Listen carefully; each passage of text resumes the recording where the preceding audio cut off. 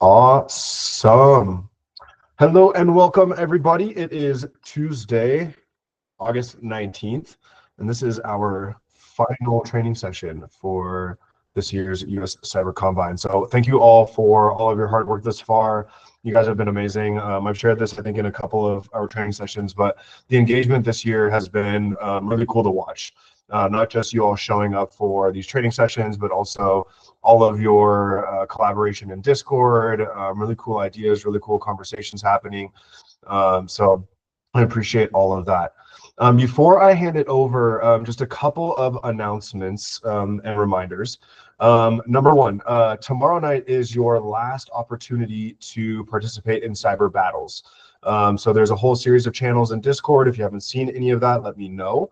But we will be running cyber battles tomorrow night on Glitch with some new services from the last one. And it is another teams only kind of situation. So if you need help finding a team, if you want to play and haven't filled out the survey yet, make sure you get that in. There's a survey in Canvas, so I can create all the channels in Discord. Josiah can get everything set up in Glitch. So please, please, please, if you intend to play, fill out that survey in Canvas tonight. I'll be checking it out tomorrow morning and sending some of the info over to Josiah so we can get things set up and ready to go. All of the times are in there. You should be good to go. If you have any questions, reach out. Number two, next Friday, which is the 29th, is going to be the last day to submit any makeup work. So for those of you that maybe have missed a lecture, a training session, for those of you that maybe didn't get to the discussion board post or any of the kind of welcome and onboarding stuff, next Friday, August 29th, is the final day to submit makeup work. We will then be using the weekends to enter all the final results, look at making sure everybody completed their athlete interview, all that kind of stuff, and pulling together all of the information we've collected on you each since your application was submitted. And that all gets used at the Coach and Mentor Summit, which will happen September 13th and 14th, I believe, where we will discuss everything from your application data to your US Cyber Open results to everything you've done in the Combine, your interview, etc. And then we will be hosting draft day on either the 25th or the 27th of September. I'll confirm that with Jess. And that's when we will share more information about who has been selected for the Season 5 US Cyber Team and the Season 2 US Women's Cyber Team. On that note, athlete interviews. Some of you, most of you, looking kind of scrolling through the list here for attendance tonight, most of you have signed up, but I think a few of you have not yet signed up, or a few of you may have missed your interview and need to reschedule it. So if that's you, make sure you check out all of the posts that I have made in Discord. Check out the assignment in Canvas for more information. The athlete interview is a mandatory component of eligibility. So you need to sign up for and conduct an athlete interview. These are 30 minutes. They are not intended to be intimidating whatsoever. We're not going to talk about really anything technical.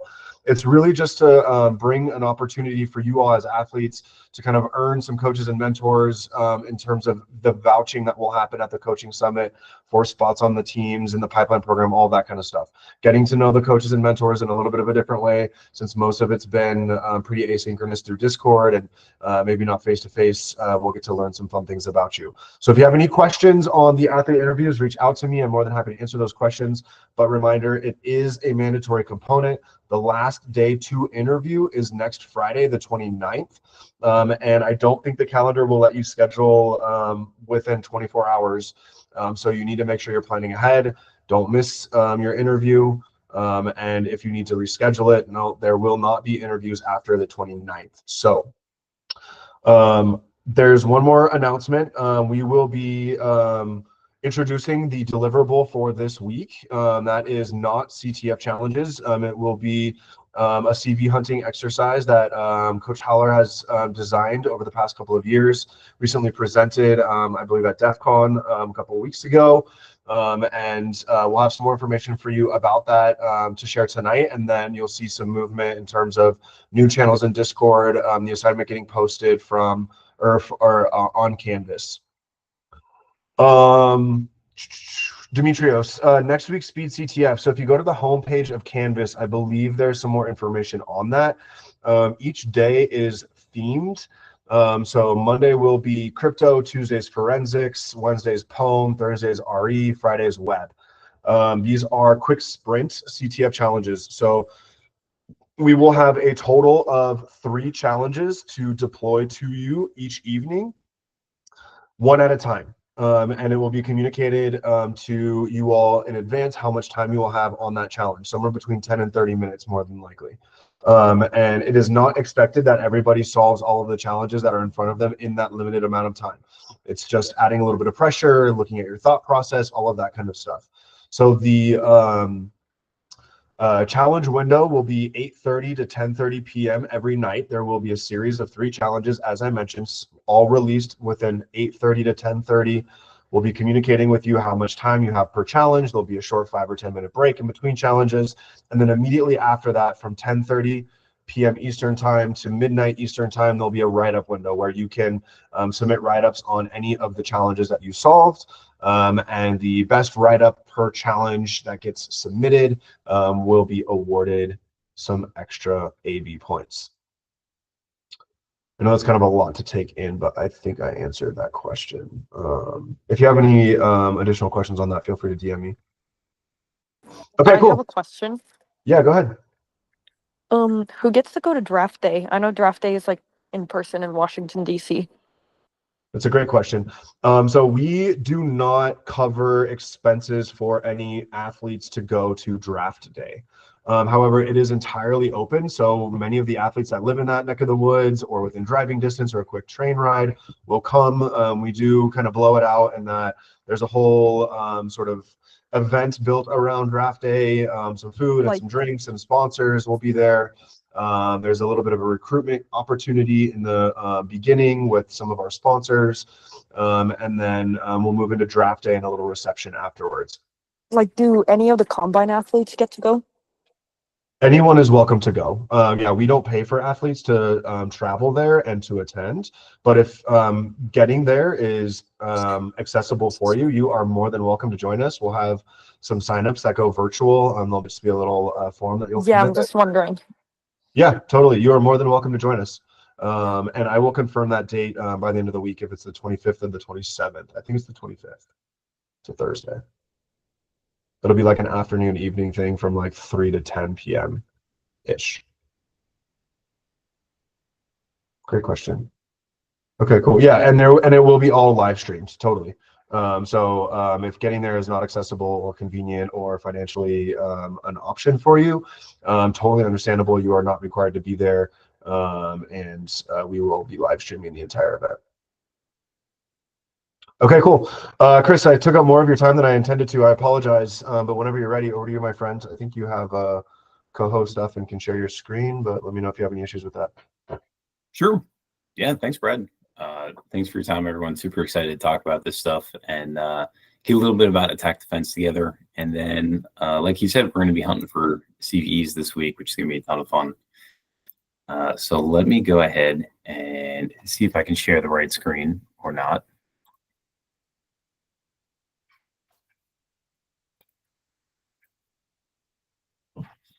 All right, that looks like it should be about right. Looks good to me. Awesome. All right, great. So super excited to be here with everyone.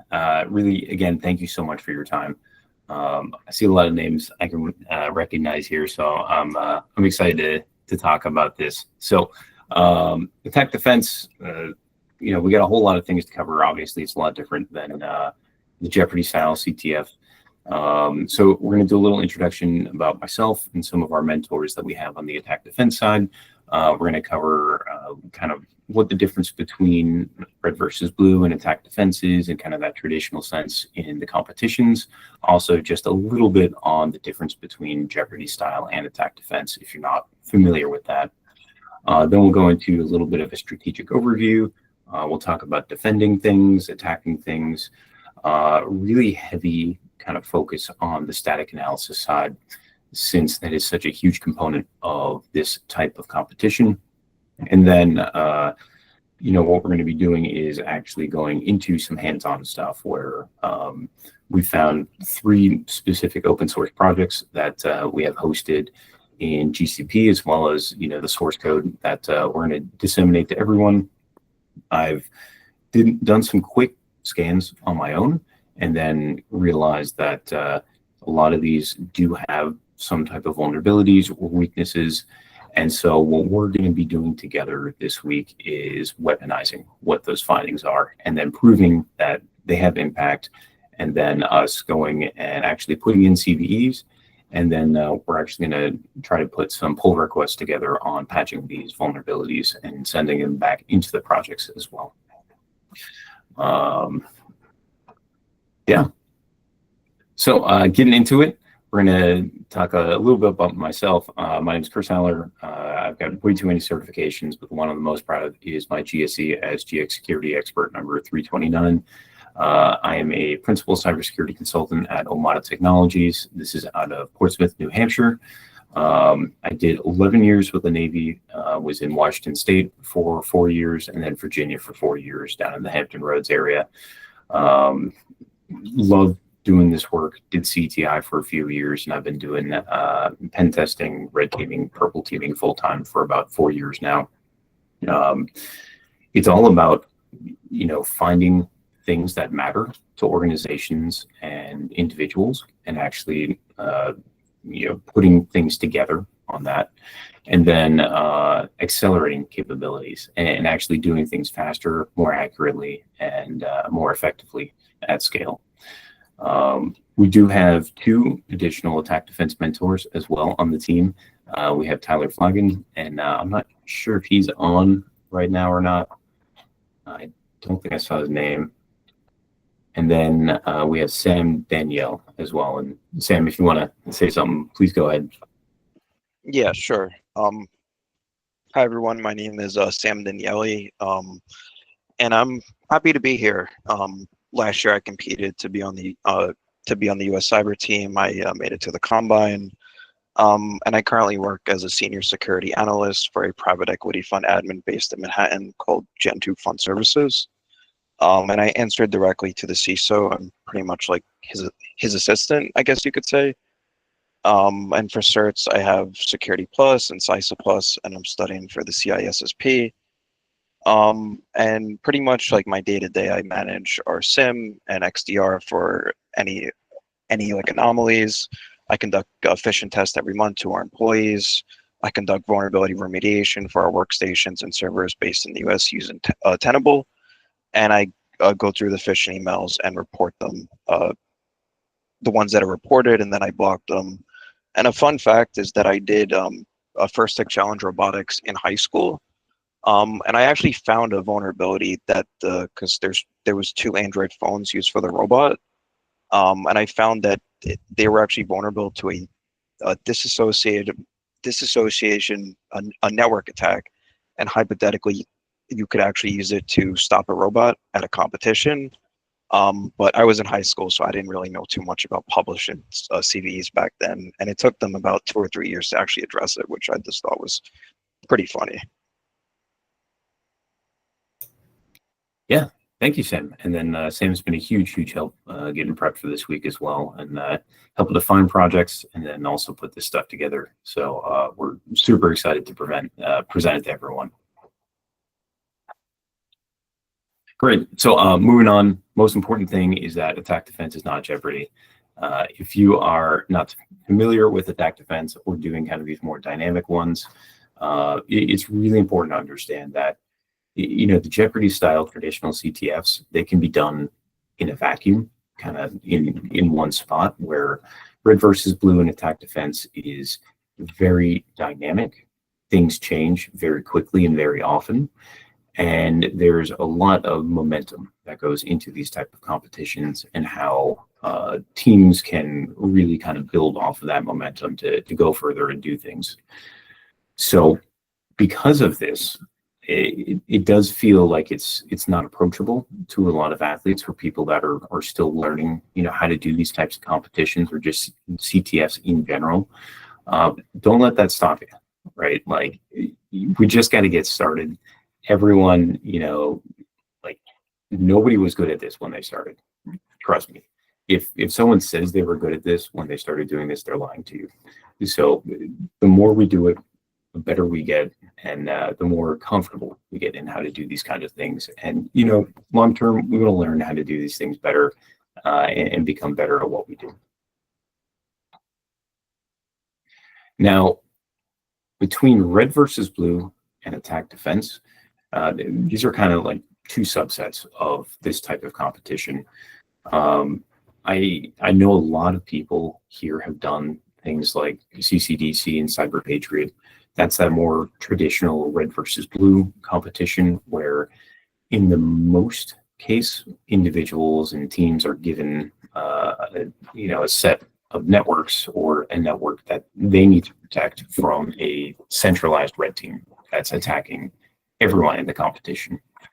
And then, at some point, it may or may not open up for teams to attack other teams inside of there.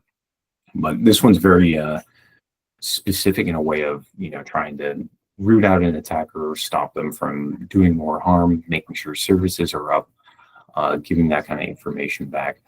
I know a handful of people were doing pros versus Joes this year at B-Sides.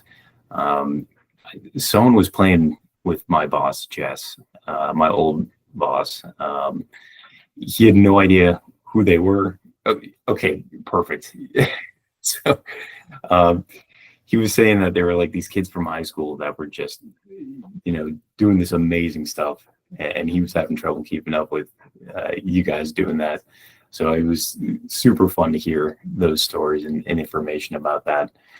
And then on a different side, kind of similar, but also different is the attack defense, where every single team is given the same set of services. And instead of like a centralized red team attacking everyone, each team is tasked with protecting their own services while attacking all the other teams at the same time. So since the services are shared across competitors, everyone has the same ones. And in the most part, everyone has the source code on what they need to look for and try to identify and peel back where the vulnerabilities are. So when that happens, we have the scoring server is going to be reaching out to check and see the SLA, which is the service level agreement. Basically, it's a fancy way of making sure that your service is up, it's available, responding in a way that, if this was a business unit, that the business would still be able to operate in that perspective. So it's all about that availability factor in the CIA triad. In most of these competitions, loss of availability is going to be much more heavily penalized than losing flags.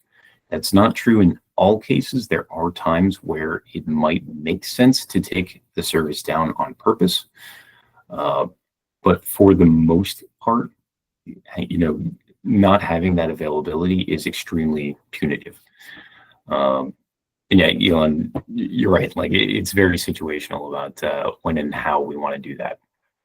So one thing we've noticed is that being able to quickly find and triage things at a static level for these services goes a very long way.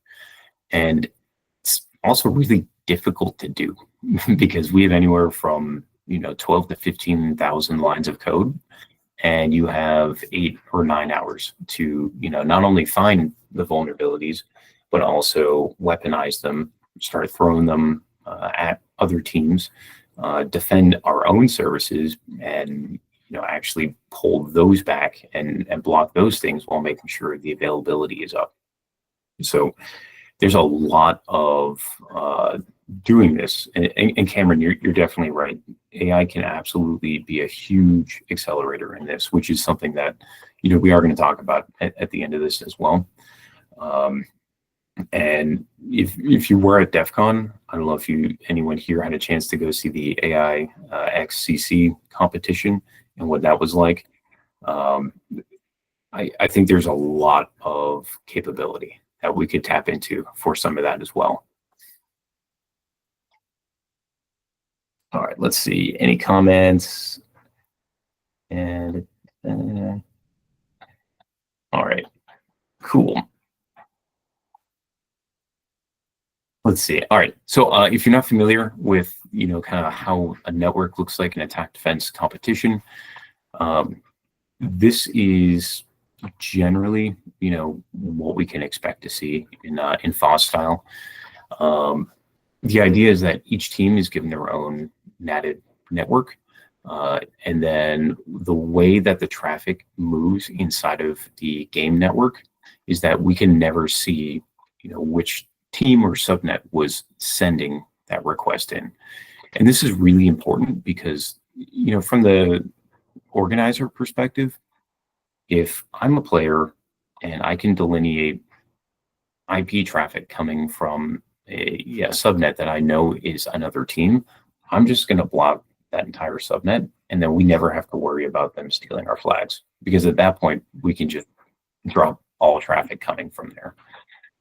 So the way that it gets source netted on the router when it comes into our network prevents us from being able to delineate which subnet it came from in the game network overall.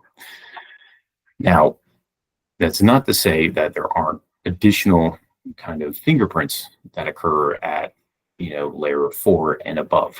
So there's a lot of very peculiar things that we can do to keep track of how each packet may or may not be actual, SLA checks versus a team trying to do something.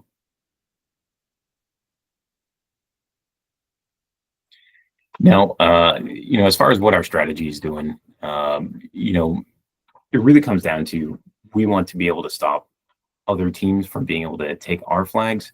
We need to make sure that our availability is up, and then we need to be able to weaponize the vulnerabilities that we find and then use them to attack others. So again, SLA really matters a lot. I know I'm saying that a lot. It's very important.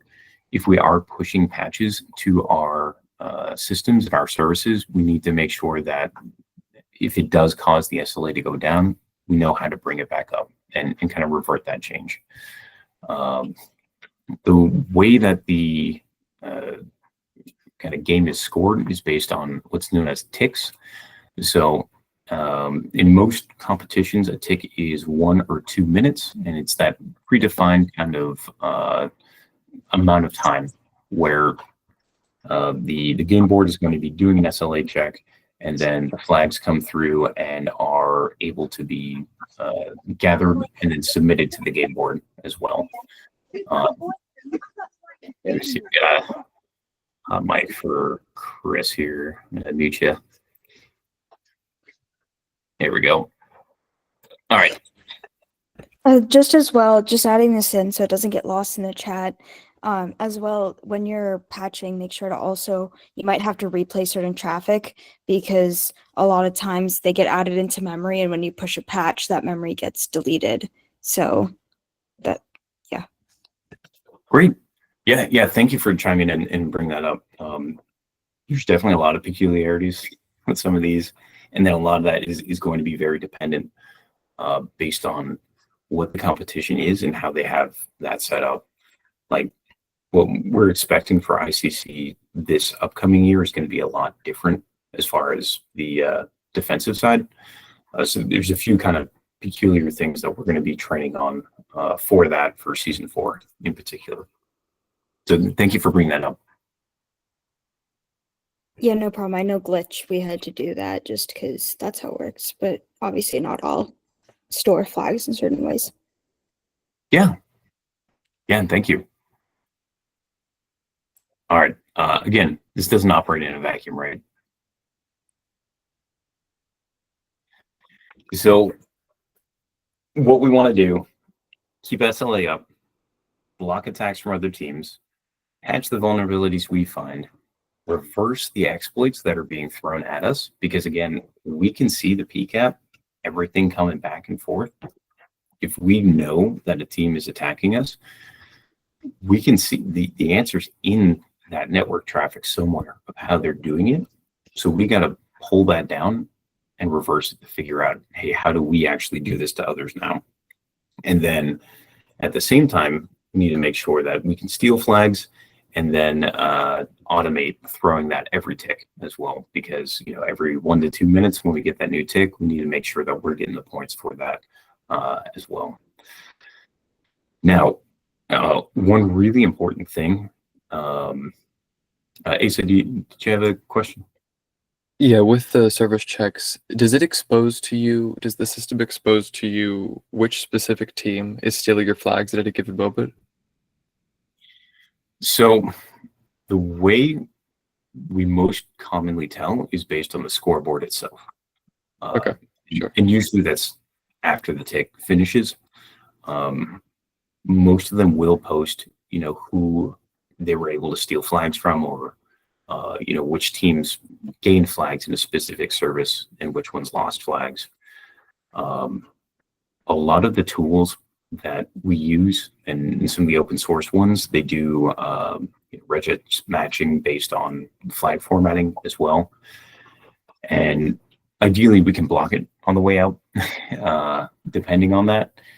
But again, we don't want to block SLA, so there's a lot of very particular things to go with that. That makes sense. Thank you. Definitely. Yeah, great question. Thank you for asking. Now, one thing that's really interesting to think about is if we can delineate the SLA traffic from the game board from attacker traffic, then we can win the game. It's that easy, because we can stop anyone from being able to submit flags at all or steal them. Even if they have a valid exploit or something that we don't even have a patch for. As long as we can tell, hey, this is absolutely not the game board, then they can't steal the flags no matter what. Team Oceania is really, really good at doing this. At ICC last year, they were profiling traffic based on TCP round trip times in the TCP headers themselves. And based on that fingerprinting, they could tell when a team was hosting their tools in a data center that was not the same physical location as the actual game board itself. And because of that, they were able to just stop all this attacking. And it's some extremely impressive stuff that they were able to do. And I think it's also a big reason why the attack defense is changing up for season 4 coming up as well. But again, if we can delineate what that difference is, we can stop anything that from happening. Now, you might be wondering, what is this meme on the right side of the the presentation here? This was actually me asking ChatGPT to make a meme about. It was something like create an absurdist meme about winning a hacking competition by having more teams than the others. And I don't know if anyone here has used GPT-5 yet. I think probably the best way to describe my experience is that I'm surprised, and not necessarily in a good way. So when I put that prompt in, instead of creating a meme, it actually designed a Python script to create this image using Python image library. So this is the meme it made for me, and I'm more than happy to share that Python with everyone else in Discord as well.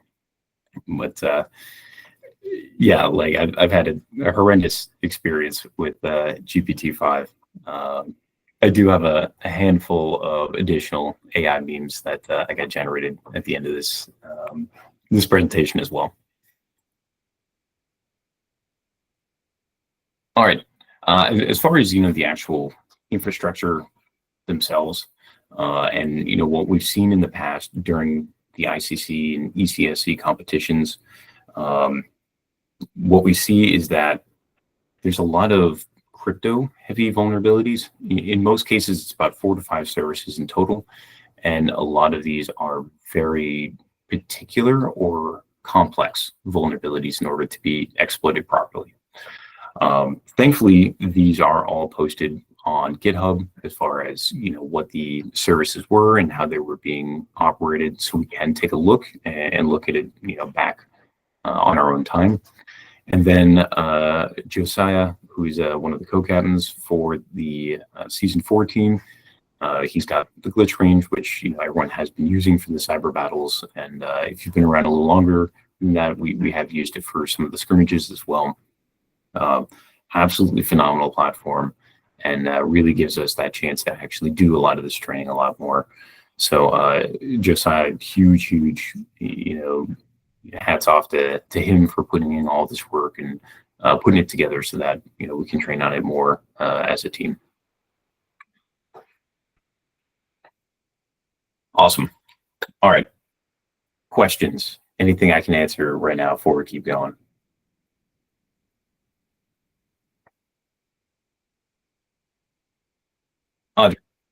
Andrew, I'm sorry. Go ahead. So I was thinking about the SLA traffic. How you were saying if we can distinguish between malicious and legitimate, we basically win the game. At CCDC, there's a company talking about using AI for firewalls to distinguish traffic for that. I want to hear what your thoughts are on AI machine learning powered firewall. Yeah, I think there's something there. It may be difficult to do it. Like, a lot of this comes down to blocking too, not necessarily just detection. So if we can profile what it is and then block it at line speed, that's going to be huge. It may be very difficult to be able to do that at kind of that speed that the game board's going to be required to have those checks be done, though. There's a lot of peculiar ways on how to try and fingerprint that. One that I found really interesting, beyond just like the TCP round trip times, has also been the order of HTTP headers based on how they show up in the raw traffic themselves. So even if they're the same exact HTTP headers, if they are not in that same exact order that the SLA checker comes in, then that's an indication that it's something different. Okay, great, thanks. Yeah, great question. Thank you. And then Asa. Yeah, sure. So I see there's a lot of discussion about LLMs in the chat right now. What place do you feel that LLMs have in this particular type of challenge? Do you think that it's a valid use case? Oh, absolutely. Yeah, huge application. I have this at the end, but to kind of tease at what my thoughts are on that, it is a huge part in us being able to quickly weaponize and then get proof of concepts together that we can use to actually run and throw exploits. My favorite way of using it is to use the static analysis tools that we'll be talking about, find the code smells, the things that are suspicious, and then taking those code snippets of the things that we find that are probably the most interesting, putting those into AI tools themselves and saying, tell me about what this is. How could this be weaponized? What's the weakness? What things should be considered? And then, at that point, we're not worrying about context windows or, just so many tokens that the model starts hallucinating about things. And instead, it has that very focused kind of things to think about to get to that point as well. Thanks. Definitely. Yeah, great question.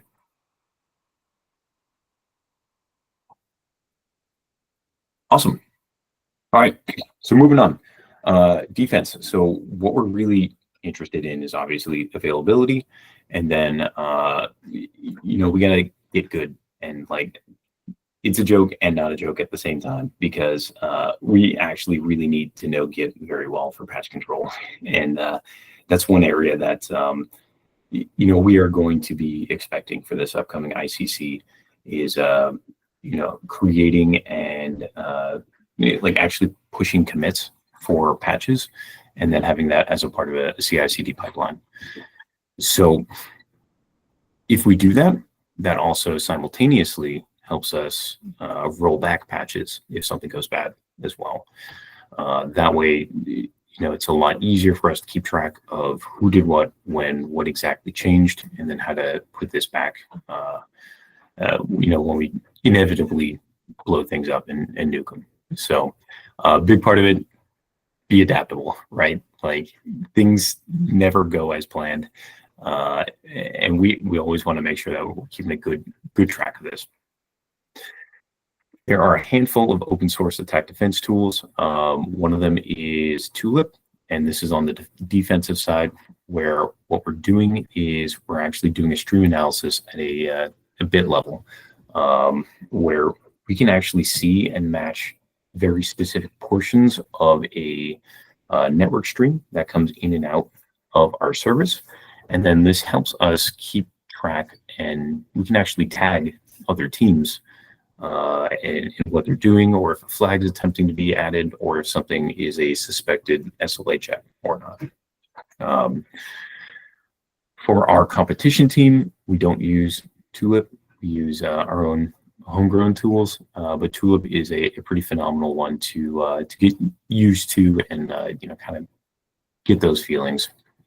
And again, if you've used the Glitch platform, then Josiah has built in these tools inside of the platform itself as well.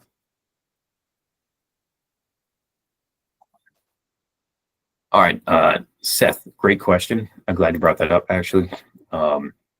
And yeah, Cameron nailed it. It really, really depends. So Seth's question was, can we DOS other team services? So the idea with that is it's going to be very competition dependent. In most cases, it's going to be a no. Intentionally submitting a DOS or taking down their availabilities is generally frowned upon. I feel two ways about it. I feel the way that if you can bring it down just because the application was designed in a poor way, so that they lose the SLA points, personally, I feel like that's valid. I don't think that, or in most competitions, just flooding with network traffic on purpose is not allowed, as much as very targeted exploits that exploit a denial of service condition that may or may not exist inside of the application. And yeah, Chris has a good point there. DOS is fine if it's a programming error. If you're just spamming packets for no, yeah. And again, the game board networks, they can see, they literally keep every packet that flows across the entire competition. So they're going to be able to quickly see who's doing that stuff, and you can definitely get the whole team disqualified if you do that. And then a fun little side note is in Chile last year for the ICC, one of the attack defense services would actually crash if someone ran an Nmap scan on it. Just simple service scan, attack SV would actually crash the service by itself. And because of that, they took the service away after our team figured out how to weaponize it. So that's a story for a different day, but fun question regardless. So getting into the attack side, what we're really focused on is we need to find the code smells and then weaponize them. And it is hard, really hard to do, because again, we can have up to 15,000 lines of code. It can be some esoteric language sometimes as well. And depending on who you ask esoteric, they may or may not say Rust. So we have to be able to, scan things at scale, triage them, and then again, weaponize them so that we can actually throw them at other teams, get flags. And then once we have that together and have proven it, we need to automate it so that we can get points every tick for it as well. Again, Open Attack Defense Tools does have Attacka. this is a sample of an exploit thrower that we can throw in and actually get this to throw our exploit, gather the flags from the other teams, and then submit it to the scoring system.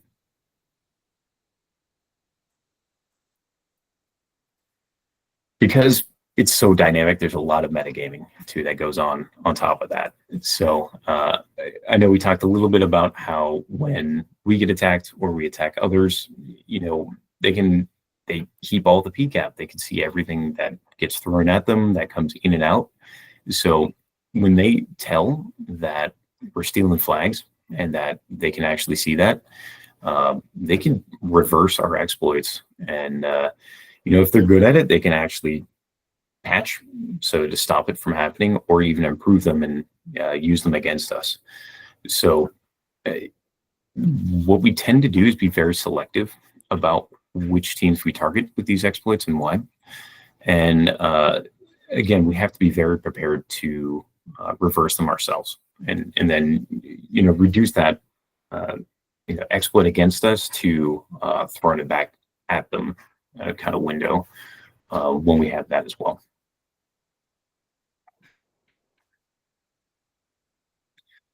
Cool. All right, so moving on, we're getting into static application security testing and dynamic application security testing. If you're not familiar with these terms, it is very AppSec heavy. And the whole idea is that we are looking for vulnerabilities in both a static way, so that source code side, and then the dynamic way, where we are looking at it when it's actually deployed somewhere. Now, in most cases, we are going to have the source code for all the services that we have, which is great because we need to be able to quickly, pull that back and find the code smells and the vulnerabilities. Where on the dynamic side, it's great for long-running competitions, or if we're hunting for CVEs or doing something not exactly a super great fit for a 8-hour attack and defense competition. Fuzzing for weaknesses or anomalies is a phenomenal way to uncover vulnerabilities. We don't have that kind of time when we're doing these competitions. We need to be able to quickly pull this back, find the vulnerabilities, and then weaponize them as fast as we can. So because of that, we don't spend a lot of time focusing on the DAST side.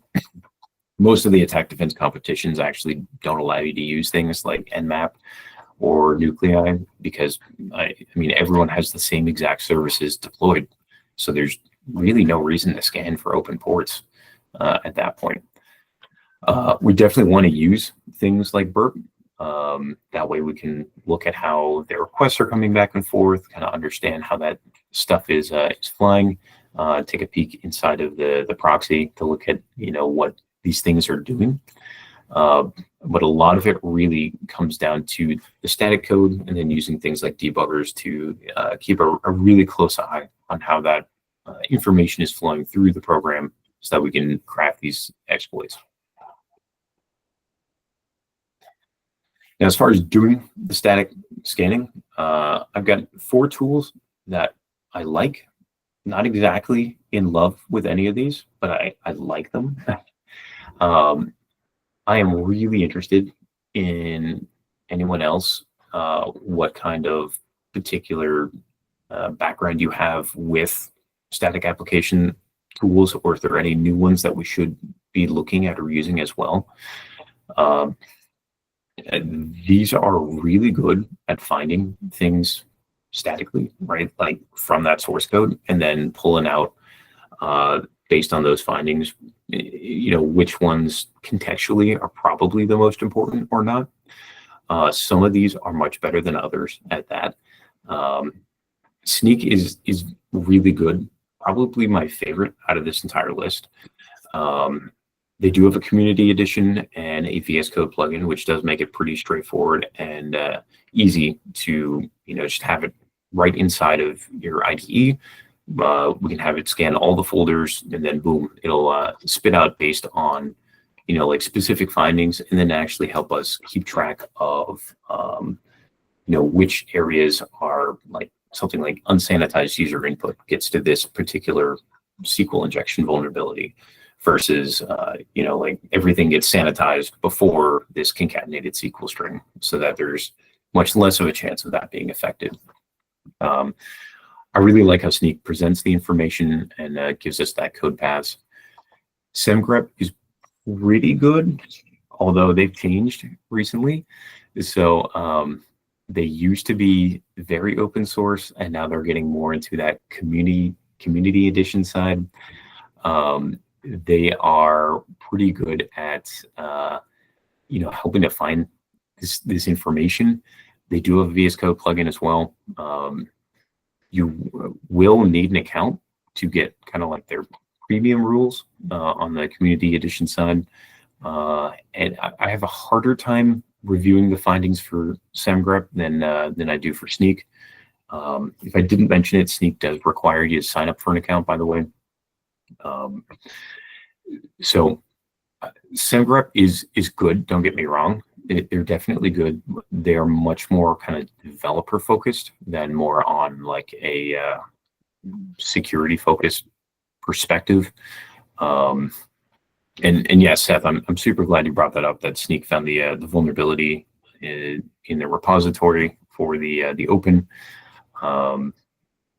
Both again, like these tools are phenomenal at finding the things that are kind of have that code smell, right? Like the things that sticks out a little bit that we want to investigate further on purpose.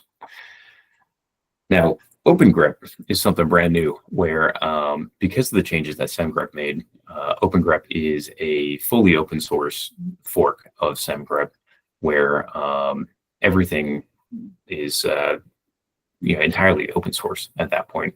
All the rules are open source as well. You can use the existing SemGrep ones. I have a even harder time using OpenGrep to parse the findings from it. And then, but again, it's a newer kind of fork of these tools, so it's something I'm definitely looking at a lot closer. And then SonarQube is one I've been spending a little bit of time with. Not as familiar with. It's definitely much more on that kind of CI/CD side of developer-heavy kind of perspectives on there. One thing that is really neat about SonarQube is that it explicitly calls out code smells instead of just vulnerabilities. I have to spend more time understanding, what and why we should be using each of these. But yeah, like I'm always looking at new static analysis tools that I don't know if any of you have experience with other ones that are not on these lists or not. Pretty much as long as they have a community edition or some kind of free tier, we can definitely use in these competitions as well.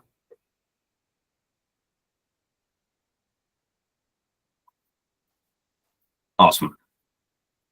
All right, here's a screenshot of using the Snyk VS Code plugin. I know a lot of you have used this in the past. I definitely do recommend it. It's pretty phenomenal. What we can see here is that we have it scanned for the code security in a repo that we have cloned locally, and we can see that hey, app.py takes unsanitized input from the HTTP request. Let's see, here we go. And then what it does that is we click on that and it'll pop open this screen and we can see exactly where that request comes in, and then also highlights exactly where that exists in the source code as well.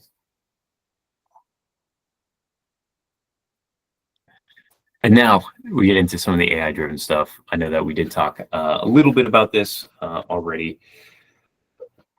We absolutely should be using AI, but we have to make it make sense for what we need. I actually do have a little AI video I generated with Gemini as well for this. So the idea, right, is that we want to make sure, oh, it's not looping. Here we go.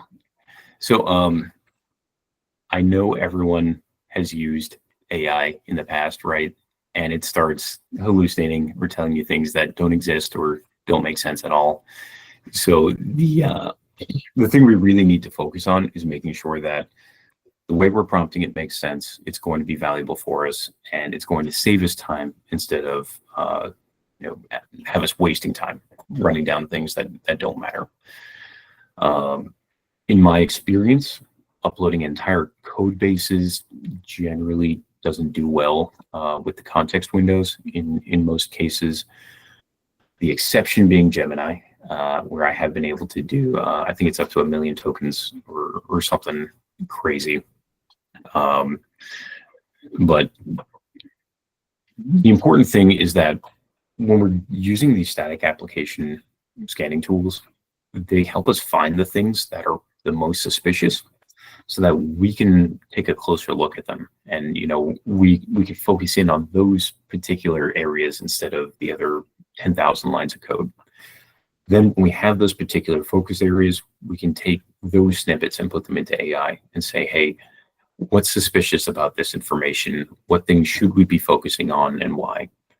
And then helping us kind of really pay attention to those things instead of us kind of trying to look for things that may or may not make sense. And similar to the static application tools, as long as these AI tools are community edition or they have some kind of free tier or open source, in most cases, they're going to be acceptable for these kind of competitions that we compete in. ICC, we specifically have to request the information that we're going to be using for AI models as well. All right, Elon, you got something? Yeah, if it's free for students, is that like a gray area? Because I've always found like that was a lot of companies give like students free something, but it's technically a paid thing. So I never know what the rules are with that. Yeah, great question. I always ask, is usually how I would look at it. I use my Sans student account to get the Gemini Pro because it's pretty fantastic. Like, you think I can make these kind of videos without Gemini Pro? So like, I like to use them as much as possible, but again, like, we want to make sure that we're not breaking any of the rules for the competition.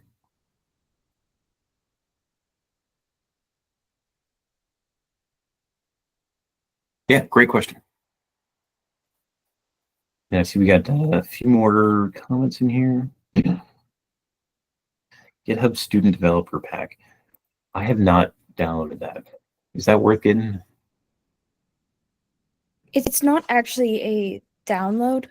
You basically sign up for it and you get a bunch of things free and then you can download those. Oh, great. So it's like a collection of different tools and services, I guess? Yeah.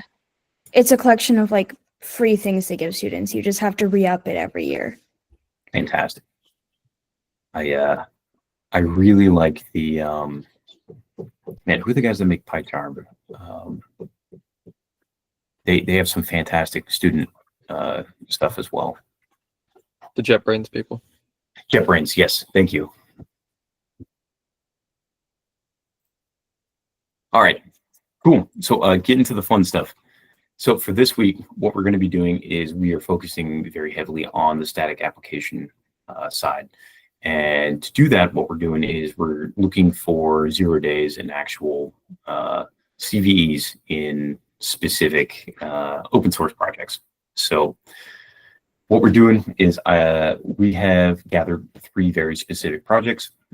Each one is going to have a Docker image or Docker Compose YAML file so that you can run a container locally with that project. It also has the source code, and then we do have live images of those containers in GCP as well if you don't want to run the containers yourself. All this information on how to access that and gain access to it is going to be posted in Discord. And as far as what our expectations are this week and what we want each of you to do is to really kind of work together in locating the code smells, running these tools, finding the suspicious things inside of them. These are going to come back with a lot of findings when you scan these projects. And that's another big part of this competition, is that if we get 1,000 vulnerabilities that pop up in these tools, what are we going to do, and how are we going to triage those to find the ones that actually matter, or the ones that can be weaponized? So we have a Google Sheets document that we're going to be documenting vulnerabilities that we have proven exist and have proven have a material impact against the project itself. We have 3 separate Discord channels, that one for each of these projects, so that everyone can be communicating with each other as you're working through stuff. Please use threads inside of those channels as well to keep track of specific things that each of you are working on and working together with. And then as far as getting graded on these, what we're doing is we're going to have everyone do a write-up about your experience hunting for these 0 days, using these static application tools, and how you approached using these on these specific services and these applications, things that you attempted to weaponize, and what that looked like based on that information you got from the scanners, and then which things worked when you were trying to exploit them, which things did not work, and what did you learn from it as you were putting this together. So this is going to be extremely collaborative. Please be working with each other as much as you can, and sharing things back and forth. And it is extremely important to keep in mind that we are all professionals here. Whether you feel like you are or not, you're a professional, and we are going to be responsibly disclosing these together at the end of this exercise. So we'll be coming together and kind of outlining, what we did and how we did these. I'll be keeping very close tabs on the channels in Discord this upcoming week. I'll be keeping a close eye on the Google Sheets document, and then always, myself, Sam, Tyler, super happy to get tagged in Discord. Love being able to help prove and get these proof of concepts together to show that, like, hey, these actually are a finding or not.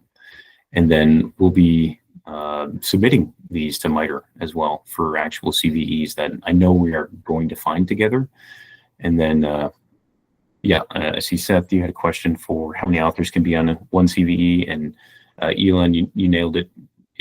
Anyone that was involved in helping to find it and, put that proof of concept together and work on it together, we can put everyone's name on it. So, okay. I know that was a lot. What questions do we have? All right. While you all are thinking of questions, Chris, I'm going to go ahead and open up those channels in Discord. So if you want to release the beast, we can do that. Awesome. I'm just repeating in the chat. Is there any way we could have the containers reset every so often? Good question. Let me see if I can just throw some kind of terrible shell script together to have it reload itself. That is a really good question, actually. Just to clarify a couple of other things, the assignment is also posted in Canvas. So all of the information that has been shared via Discord is also available in Canvas. That is where you will all submit your own sort of analysis, write-up of your CVE hunting experience. So if you work collaboratively on CVE hunting, that is certainly encouraged, definitely recommend that. But everyone should plan to submit their own sort of evaluation, analysis, write-up on the experience in Canvas and submit that to the assignment that has now been published to you all.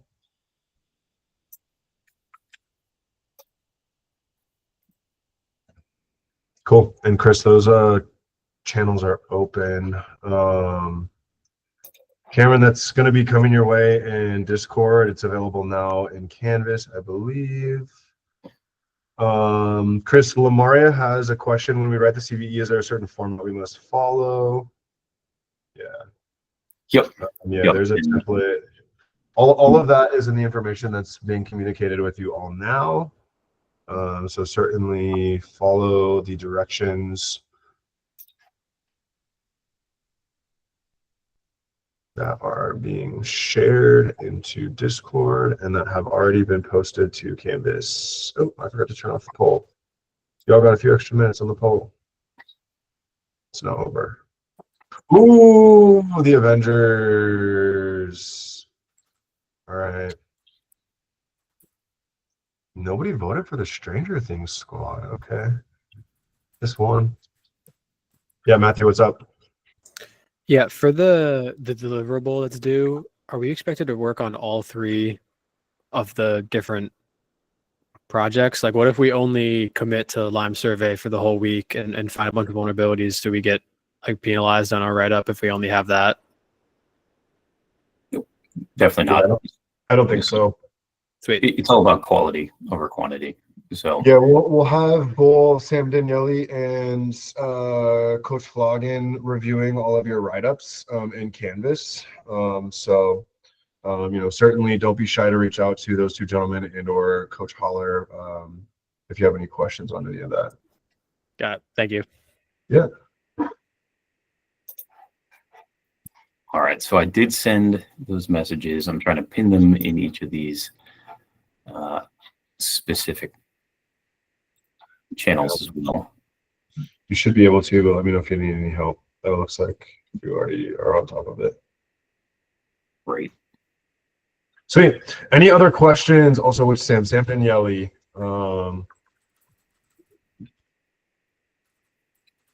should be able to find Sam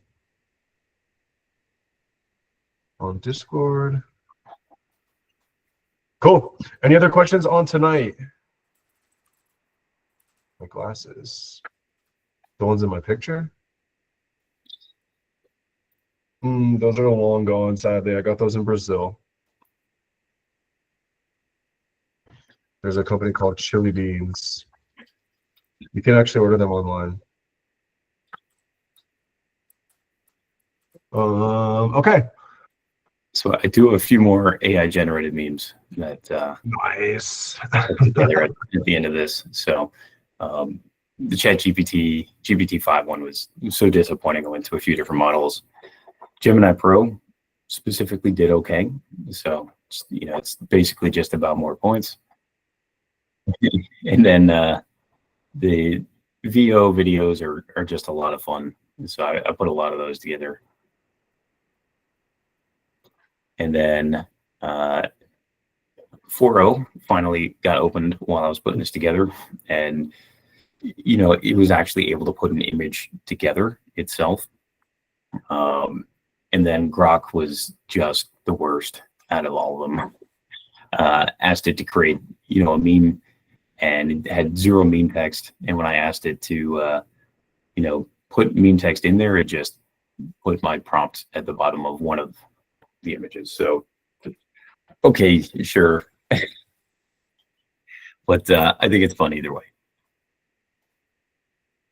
All right, so I'm going to be posting a few more things inside, but any questions we can answer for all of you?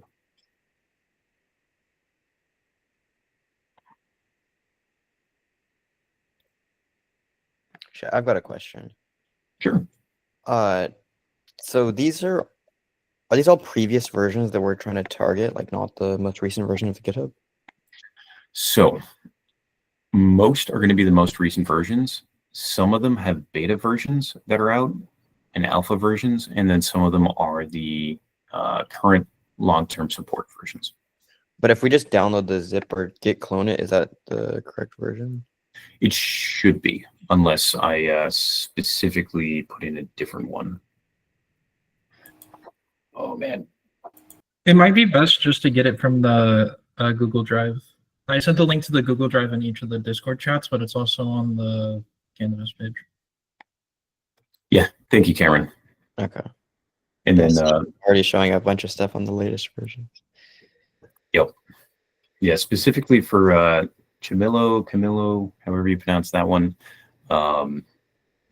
That one is version 2.0, which I believe is their alpha or beta instead of their most recent long-term support.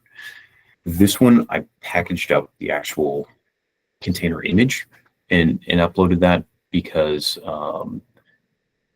otherwise you have to go through this whole setup process when you first create the website and get that set up, and it's a real pain. So to save everyone that trouble, I just committed those changes and then exported that to the image itself, which is why that tar file is there.